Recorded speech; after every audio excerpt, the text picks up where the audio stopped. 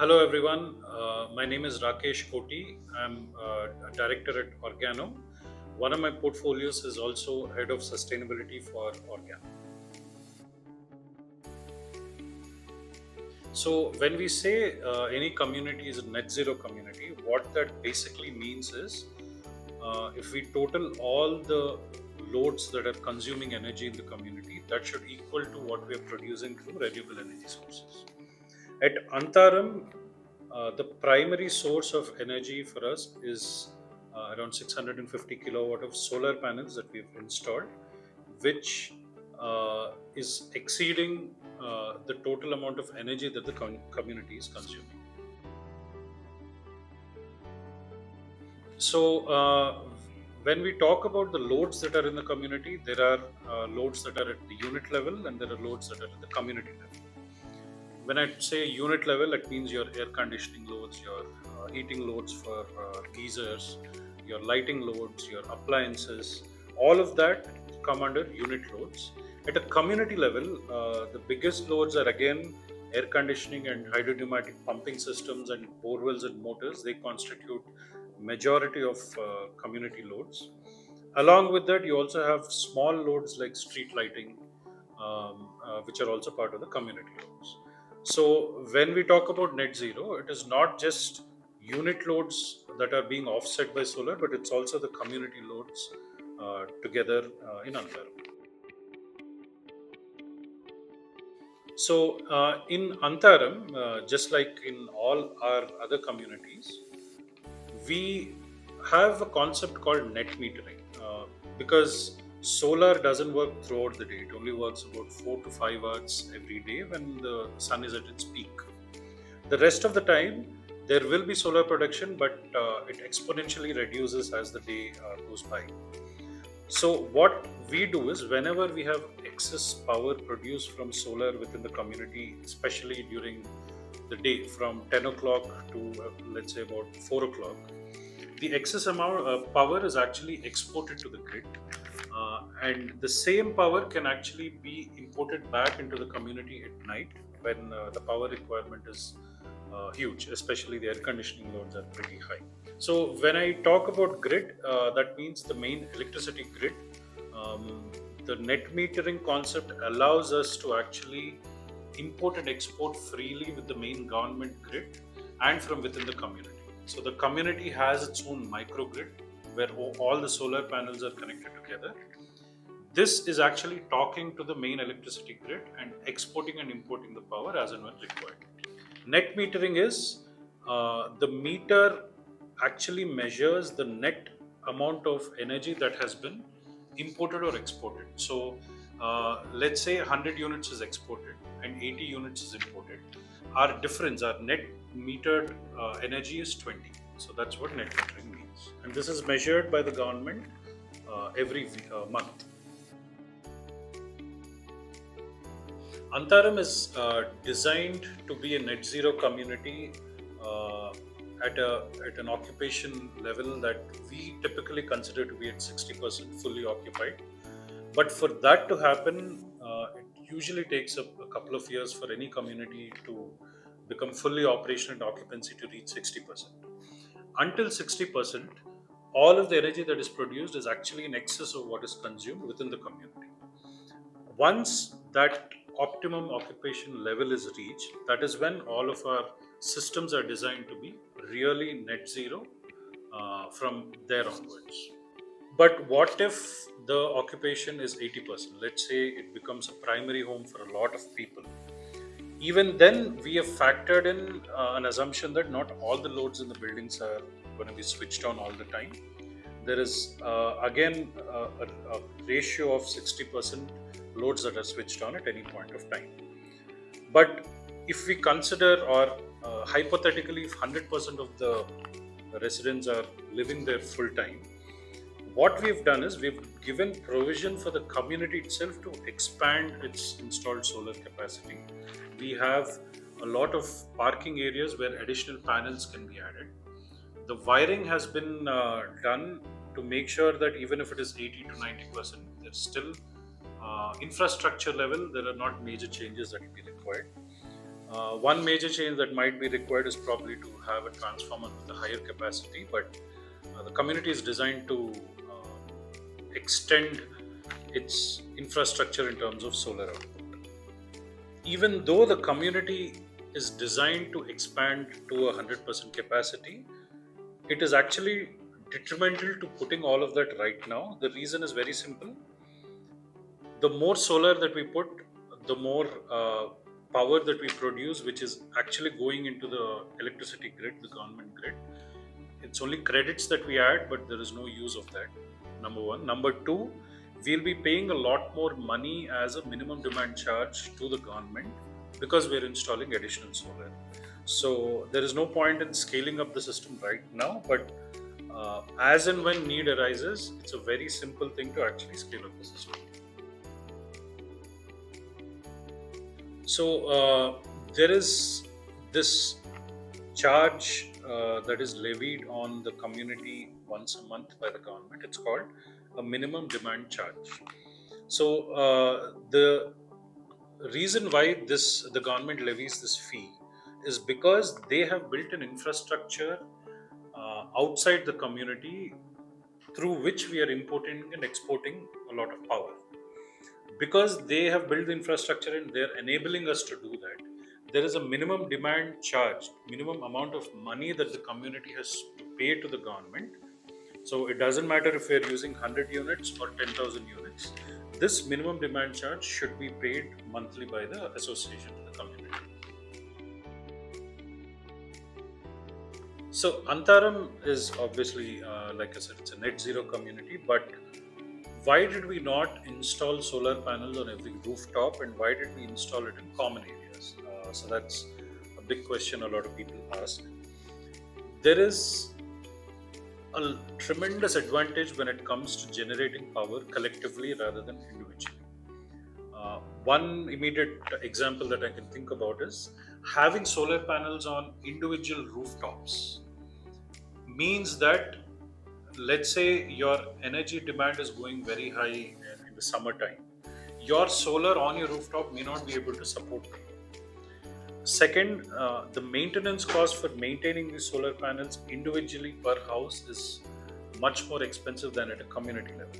Now, when we're installing solar at a community level, it means that the energy is shared much more optimally, and the maintenance aspect of it becomes very simple because cleaning the solar panels, the number of inverters that are installed in the community, the number of electrical components that are usually prone to failure are also reduced.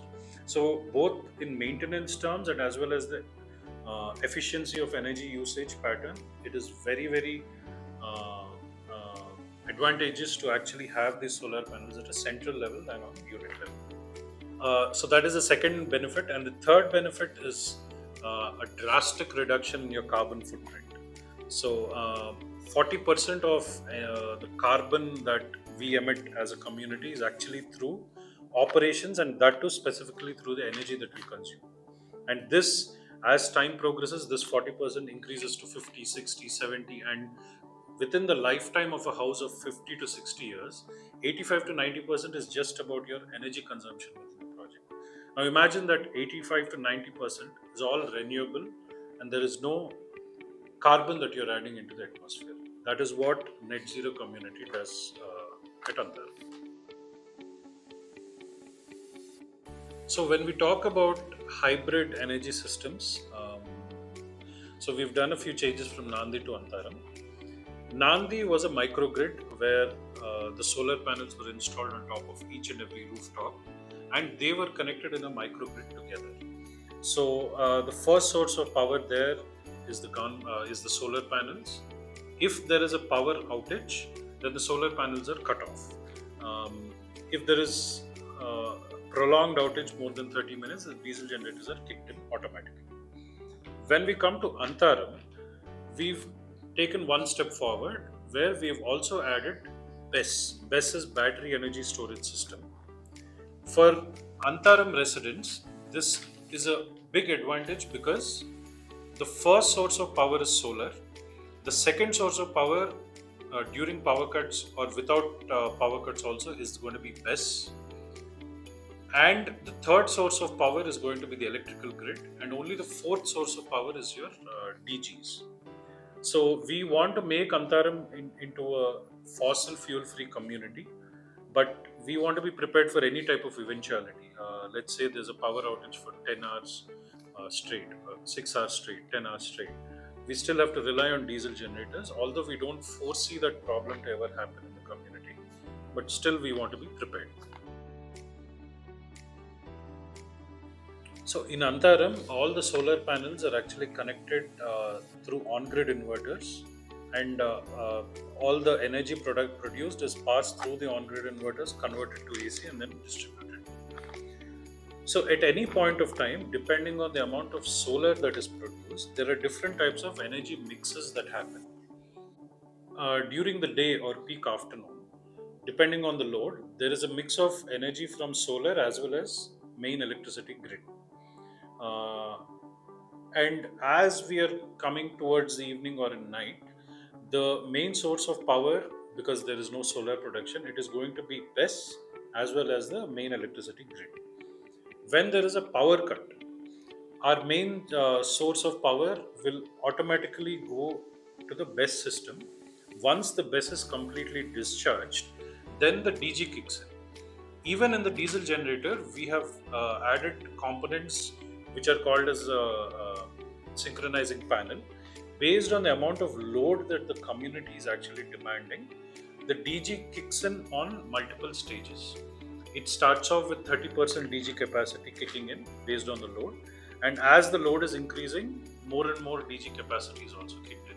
So this is done to save a lot of diesel that is unnecessarily burned when the DG kicks in at full capacity. So why did we go with a centralized battery bank in Antharam? The initial thought in Antharam was to have individual home UPS systems and battery backups for loads for lighting and fans, essential loads basically. So a lot of these UPS systems, they are basically lead acid systems, and they typically have a running cycle of 1,000 cycles, which translates to about 3 to 4 years of lifetime. After every 3 years, the batteries have to be changed, right? And disposing these lead acids is another big issue, not only environmentally, but they also cost a lot more. The advantage with having a centralized lithium ion battery bank is, number one, lithium ion batteries have a life cycle of 8,000 cycles compared to 1,000 cycles of lead acid batteries. So your lifetime is increased by 8 times. So that's almost 15 to 20 years of life cycle that you have for lithium ion battery banks. Second, because they are centrally connected, the load distribution is much better. Imagine 50 homes with UPS systems with homes that are not occupied. The energy saved in the battery is wasted. But if you have a centralized battery bank, that means the distribution of energy to loads that are really required is much, much better.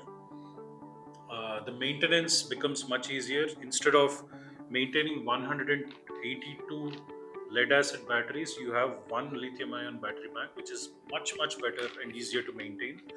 And it can also have technologies which can actually detect where the faults are, and the replacement of batteries becomes easier. So all of these are advantages of having centralized battery bank. So in Antharam, there are three sources of power that we have. One is solar photovoltaic, the second one is our electricity grid from the government, and the third is diesel generators. All three power sources, depending on various times of day and the power outage situation, they are actually distributing the energy to all the homes and common areas in the community. To ensure that uh, these distributions are locked in accurately, for every unit level, we have smart meters in place which actually detect the amount of um, regular power that is consumed and the amount of diesel generator power that is consumed at each individual level. So, for the first 2 years, like I mentioned, what we will facilitate to do is to ensure that we capture all the data of consumption from each house, and how much was consumed from the EB power, how much was consumed from the diesel generators. It is possible that some homes may have consumed a lot more and other homes have not consumed at all. But we will get to know what that situation is after 1 year, and then we will do internal adjustments. But as far as the community is concerned, all the bills for diesel as well as the EB are paid at the association level by the association, and these charges are prepaid, collected upfront, and deposited in the association account. After 1 year or after 2 years, we will then see what is the status of power distribution and then rationalize for the next coming years. I hope this explanation was helpful and has cleared a few questions that you have. We are more than happy to actually dive a little more in detail in a face to face workshop. A humble request from my side is to ensure that be very mindful of the way that you're using appliances, especially behavioral aspects such as not switching on ACs in all rooms where only one room is occupied, uh, and also be mindful about when this equipment is switched on. For example, you can switch on your washing machines mostly in the daytime, because at night the power source again goes to either BESS, because there is no solar, it goes to either BESS or EB.